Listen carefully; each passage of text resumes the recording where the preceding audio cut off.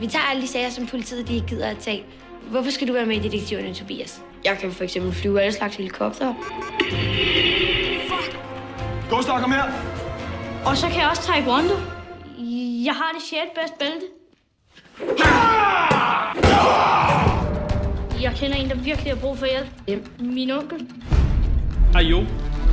Håber du mine penge med fed? Ja, han har fået rodet sig ud i noget lort. Hey Peder, hvor skal du hen? Til Sverige. Jo, han skal have sine penge i dag, og jeg har ikke en krone. Det er lige en sag for os. Hvad skal vi derude? Vi bliver nødt til at vide alt om ham, hvis vi skal stoppe ham. Der sker jo ikke noget. Shit, jeg skal nok klare ham. Det er i hvert fald nogen, der ved, hvad de laver.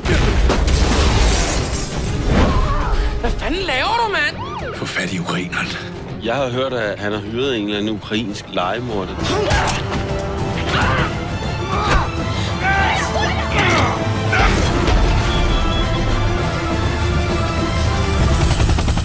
Det kunne hvad fanden jeg gør, så er de foran.